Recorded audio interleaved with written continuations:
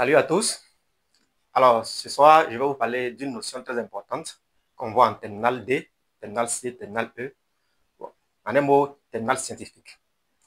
Il s'agit du prolongement d'une fonction f par continuité en un point d'abscisse A.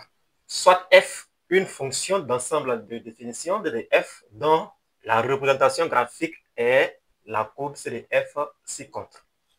Donc, voici la courbe. Alors déjà, quand on regarde la courbe, il y a quelque chose qui nous frappe à l'œil déjà. Eh bien, il s'agit d'un vide. Il y a un vide dans cette courbe-là. Cela veut dire quoi? Si je dépose par exemple une fourmi ici, la fourmi va marcher. Si la fourmi descend, bien sûr, la fourmi va marcher, arriver à ce niveau-là, elle va tomber, elle ne pourra pas arriver ici. Alors, elle tombe verticalement. S'il n'y a rien pour bloquer la fourmi, elle va tomber ici. Elle tombe là, verticalement. Là où elle tombe, on va noter comme étant A, un réel A. Elle tombe en un point d'abscisse A. Bien, on dit que la fonction n'est pas définie en A. La fonction n'est pas définie en A. La fonction n'est pas définie en A, elle est non plus continue en A. Puisque la fourmi ne peut pas marcher de ce bout-là à ce bout, alors on dit que la fonction n'est pas continue en A. Elle tombe en A. Donc, la fonction n'est pas continue en A. Ce n'est pas la courbe qui n'est pas continue, mais plutôt la fonction qui n'est pas continue en A. Alors, quand la fonction n'est pas continue en A, et que je dépose une fourmi ici qui peut tomber, qu'est-ce qu'on peut bien faire pour ne pas que la fourmi tombe? Alors, il s'agit de fermer ce trou. Voilà, on va fermer ce trou. On va fermer ce trou comme ça. Voilà. Donc, si le trou est fermé, ce n'est plus la même courbe, ce n'est plus la même fonction. Ça veut dire qu'on a considéré une fonction qui a la même expression sur D de F sauf en A. Et donc, cette nouvelle fonction est le prolongement par continuité de la fonction F en A. Donc, je peux tracer ça comme ça. Voilà. Voilà. La fonction, la nouvelle fonction dont la courbe est en rouge là, est appelée prolongement par continuité de la fonction F en A. Et donc, cette fonction-là est définie sur l'ensemble des définitions de la fonction F union le singleton A. Voilà. Donc, je vais appeler cette fonction-là la fonction G. Voilà. Dans la vie pratique, on peut assimiler le prolongement par continuité comme la construction d'un pont. Si vous avez une ancienne route qui est coupée par une rivière, est-ce qu'une voiture peut traverser? Non, la voiture ne peut pas traverser. Quand la voiture arrive, elle va rebrousser chemin. Voilà. Mais pour que la voiture puisse passer, il faut construire un pont. Et donc, quand la construction du pont est faite, on obtient une nouvelle voie, une nouvelle route avec le pont. Cette nouvelle route-là est considérée comme le prolongement par continuité de l'ancienne route avec la rivière qui coupe la route. Bien. Donc, c'est comme ça qu'il faut comprendre la notion de prolongement par continuité d'une fonction f. Mais quelles sont les conditions pour que une fonction puisse admettre un prolongement par continuité en A? Alors, la première condition, c'est il faut que le nombre A là ne soit pas dans l'ensemble de définition de la fonction f. Autrement dit, la fonction n'est pas définie en A. Donc, A n'appartient pas, voilà, excusez, n'appartient pas à D de F. Ça, c'est la toute première condition. Si A n'appartient pas à D de F, la deuxième condition, il faut que la limite, lorsque x tend vers A, de f de x soit finie. Alors ici,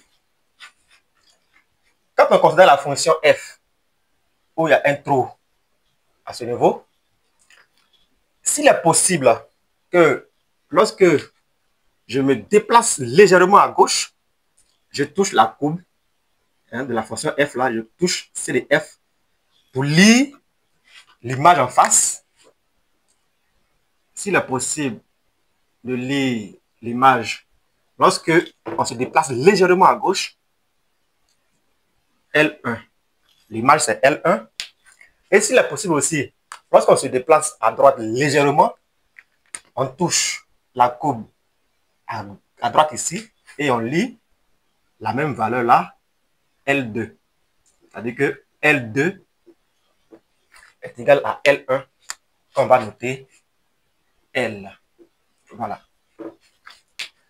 Donc, si à gauche, dès que je me déplace net à gauche, je touche la courbe, j'obtiens l'image. Quand je me déplace à droite légèrement, je touche la courbe et puis j'obtiens la même valeur, la même image. Dans ce cas-là, on dit que la limite, on dit que limite lorsque x tend vers a de f de x est égal à c'est L.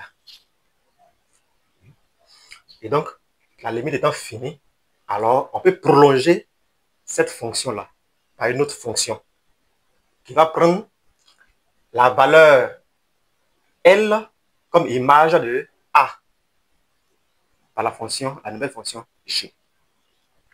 Voilà. Donc, voici un peu la notion de prolongement par continuité d'une fonction f. Alors, certains seraient tentés de se demander, et si, au lieu que la fonction ne soit pas définie, mais plutôt la fonction est définie. La fonction est définie en A, mais en A là, on a un point comme ça.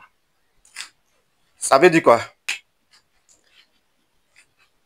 L'image de A, ça ne sera pas ici, mais plutôt là. Voilà, plutôt ici. Hein?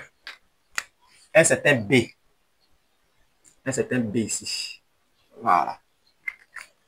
Ça veut dire que quand bien que la fonction est définie en A, parce que son image c'est B, mais on dépose une fourmi dessus, on dépose une fourmi, elle va quand même tomber.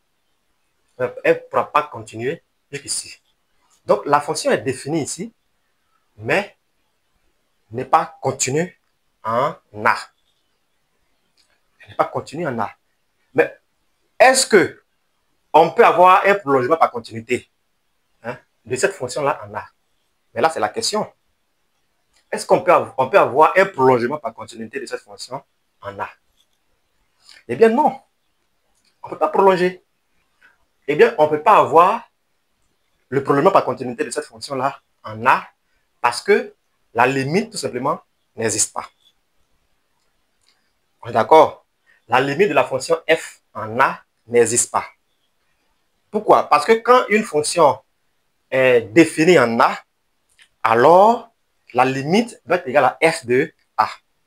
Mais supposons que la limite existe et que c'est L. Mais f de A, c'est B. L est différent de B. Donc, la fonction n'a pas de limite en A. Par conséquent, on ne peut pas parler de prolongement par continuité parce que dans les conditions ici, il faudrait que A ne soit pas dans l'ensemble de définition. D'abord, A est dans l'ensemble de définition ici. Dans ce cas-là, puisque la fonction est définie en A. Donc, ça ne remplit pas les conditions. Alors déjà, même on peut s'arrêter pour dire que la fonction f là, dans ce cas, n'a même pas de prolongement par continuité. Mais en plus encore, en plus de cela, la limite lorsque x tend vers a de f de x n'existe pas.